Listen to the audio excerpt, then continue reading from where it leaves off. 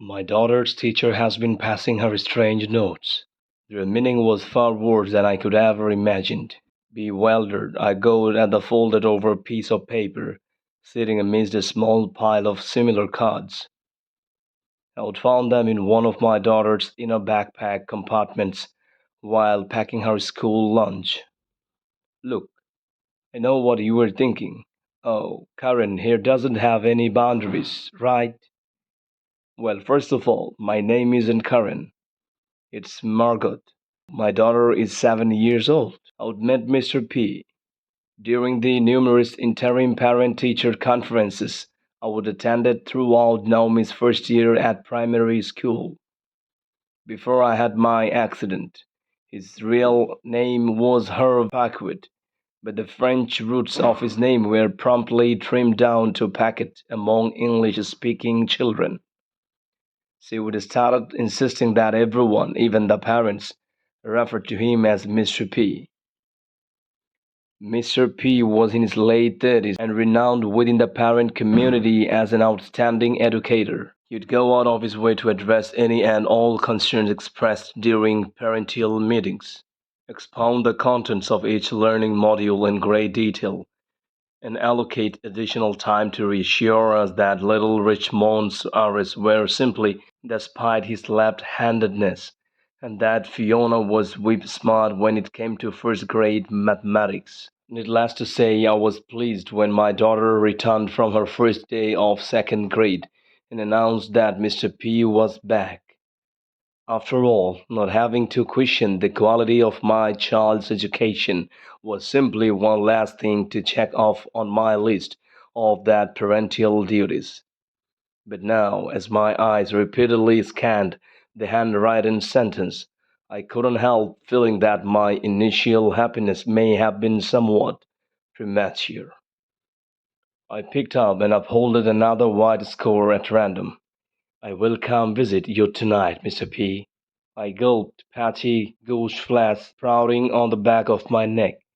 Just like the previous one, this note was in all caps. Clearly, the message had been written by an adult intending to be read by a child. With clammy fingers, I fished another card out of the pile. I will come visit you tomorrow morning. There was another things. But I cannot visit you tonight. It's too dangerous. In spite of the stippling disdain I felt in that moment, my eyes welled up with tears. My daughter was obviously a victim of a heinous crime. There had to be at least 2 dozen notes. Cold claws clenched around my heart. Was Naomi meeting with Mr. P outside school? No, that couldn't be. Julia, or Nanny, always saw her ride to the gate and picked her up in the afternoon.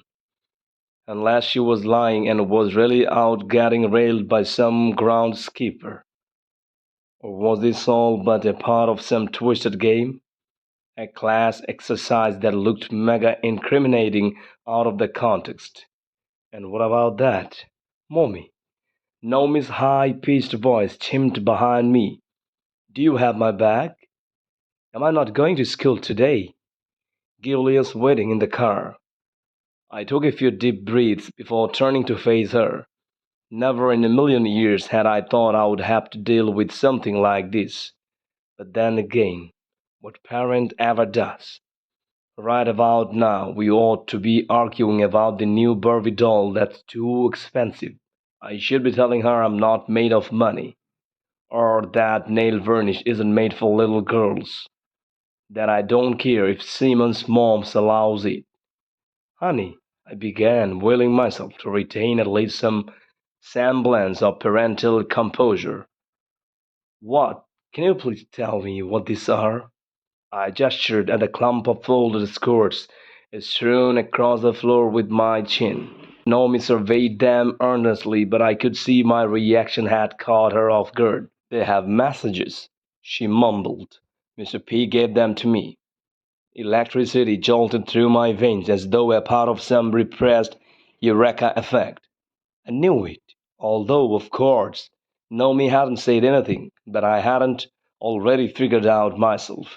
I needed to dig deeper. What should I ask her next? Should I get straight to the point or should I spend some time analyzing contextual clues? I couldn't ask her what the notes meant because I wasn't at all sure I wanted to know. But then again, how many ways were there really to interpret them? Why was Mr. P monitoring her bathroom use? And when on earth was he? Are you angry? She asked, her voice barely a whisper, my heart thudding in my temples. Do you meet me with Mr. P outside of the school? She nodded silently, her green eyes saucers. Sometimes, she whispered, when we're alone, paying no heed to the limited coherence of our praising. I whipped out my cell phone and dialed the number of Naomi's school principal. A duality of fear and anger surged through me, ravaging my brain to the point where I feared my words wouldn't be able to keep up. Had the circumstances been different, I would have marched straight into the school to confront her pacuit myself.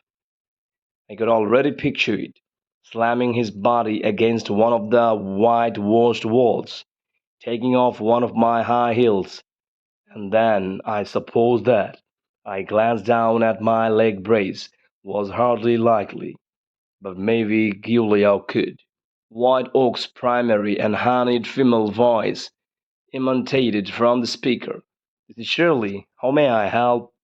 I was all set to give her an earful right there and then, but held my tongue while little Miss Tinkerbell figured out which buttons to press to transfer me to the principal. She has no power, I told myself. Keep it in check. But once I would managed to explain the situation to the principal, I was met with a drawn out silence I hadn't anticipated. Excuse me, I snapped. Have you heard a word I just said? One of your teachers is grooming my daughter. After a few more seconds of deafening silence, the voice spoke. I hear what you were saying, ma'am, but I'm afraid the scenario you were describing is impossible. Mr. P hasn't worked here since the last academic year. I stood transfixed by a scrap of peeling wallpaper next to the window pane, a chill inching its way up my spine. Miss Wolstone? Miss Wolstone? It appeared to be the principal's turn to check in on my livelihood. Yes, I'm here. I choked, my voice barely louder than a squeak. But I'm sorry, there seems to have been some sort of misunderstanding. I'm talking about Mr. P. Herf Packwood. He teaches class 2A. Miss Wolstone. There was a sudden edge to the principal's voice. We let her Packwood to go last June, after some incriminating information came to light. A parent-teacher conference was held about this. I presume you couldn't make it. I gulped. No, I couldn't. But, what incriminating information? I really don't understand. Well, he drew in a deep breath. Her Packwood had been stealing school property, financial issues apparently, and death. That sort of thing. I hope you understand. But I assure you, ma'am, the relevant authorities have been informed and her Packwood has since been apprehended by the police. I stared at my daughter, who was standing against the wall, observing my every move.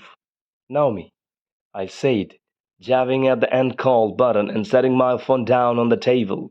Did Mr. P give these messages to you last year? She looked as though she was struggling to choose between lying and telling the truth. You know that face children makes when they know they're doing something wrong. Yet the honorable options doesn't seem at all too appealing. Well, that's exactly what I was faced with. Where was the instruction manual for these types of situations? What questions was I meant to ask? In what order? Did she have a new teacher? What had she meant then, when she'd said Mr. P is back at the beginnings of the year? How was he passing her notes if he wasn't even employed by the school? Had he even been apprehended by the authorities? Can I have them back now? Naomi was gazing up at me with a decently solemn expression, completely disregarding my questions. They are mine. Mr. P gave them to me and I need them. I gaped at her. Of course, you cannot have them. Know me. I probably sounded angrier than I had intended, because her eyes brimmed with tears.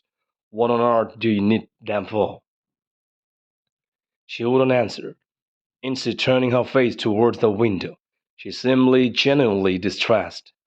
I'll just put them here, okay? I relented, as taking the paper skirts on the highest shelf of her cupboard. I figured that it would be a provisional compromise until I could get to the bottom of this. We can't share it all. Although I couldn't help questioning why she would need those vile pieces of paper to begin with, as a keepsake for memories. Since when were 7 year olds sentimental? I needed answers and I needed them fast. Well, that evening I got much more than I had bargained for. After I put Naomi to bed for the night and settled down in front of the television to watch reruns of EastEnders, I heard what could only be a child's footsteps running down the hall. Naomi, I called out, pressing the pause button on the remote. What are you doing out of the bed? Silence. Naomi? There was nothing. Grunting, I heaved myself off the couch, balancing on my good leg. With heavy steps, I made my way towards her bedroom, ready to give her a piece of my mind, when something caught my attention. A piece of paper, half obscured by the door to the basement, as though it was undecided whether it was coming or going. But my heart hammering in my chest, I leaned down to pick it up. It looked just like, but no, it couldn't be. With trembling fingers, I straightened out the creases of the paper square. My stomach dropped as I read what it said. I cannot visit you tonight. It's too dangerous.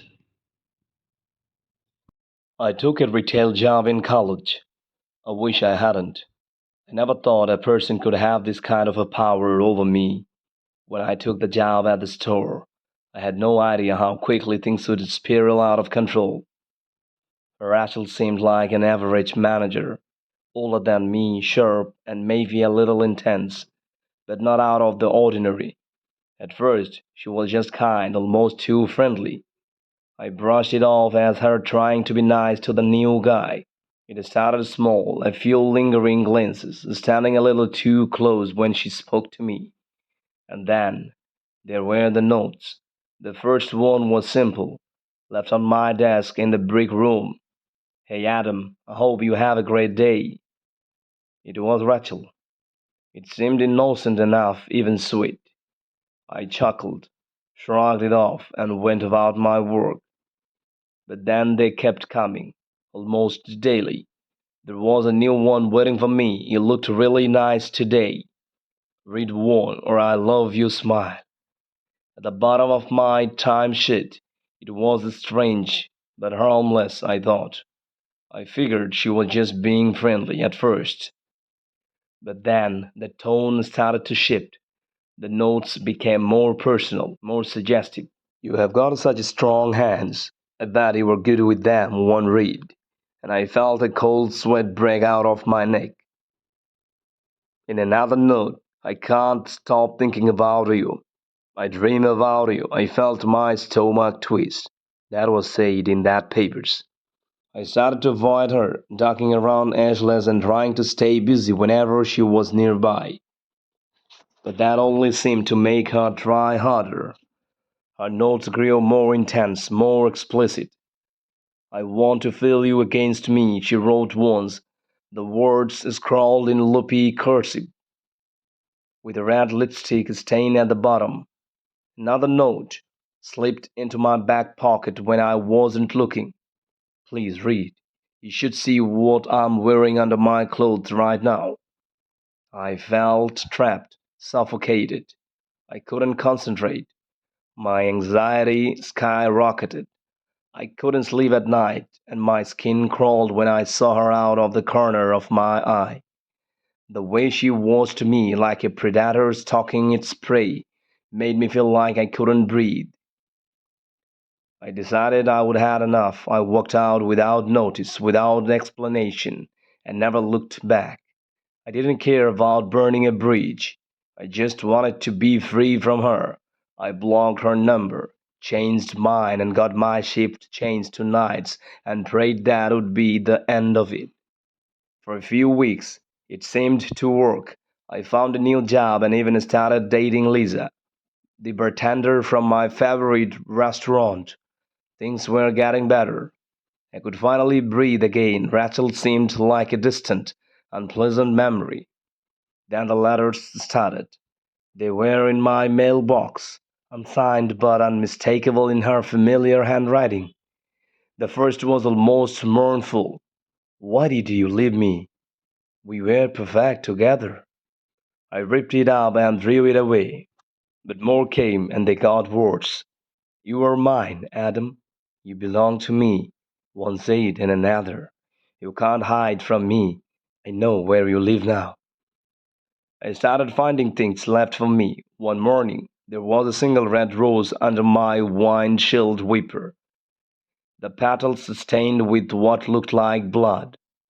Then a photo of me and Lisa at Harbor, taken from a distance. My stomach dropped when I realized she'd been there, watching us. I got more paranoid, started looking over my shoulder everywhere I went. My sleep was plagued by nightmares of Rachel's eyes staring at me from the darkness, her voice whispering in my ear. I told myself it was just my imagination, that she would eventually lose interest. Until the day I came home and found Milo, my cat, nailed to my front door. The sight of him, his small furry body splayed out in a caustic parody of a crucifixion, made my blood run cold. His paws were spread, blood smeared across the door, and his mouth was frozen in a silent scream. I stumbled back, my legs shaking, bile rising in my throat. I didn't need a note to know who had done this. I knew it was Rachel. Who else would do something so horrific? I called the police, desperate for help, and got a restraining order. They told me that they would look into it, but without that proof, there wasn't much they could do. The letters continued, slipping under my door, inside my mailbox, under the windshield wiper. You will pay for leaving me. You will pay for leaving me, she wrote. And then we were meant to be together forever. I installed the doorbell camera, hoping it would give me some peace of mind. For a while it did, until one night a motion alert woke me up. My phone buzzed, and I checked the screen.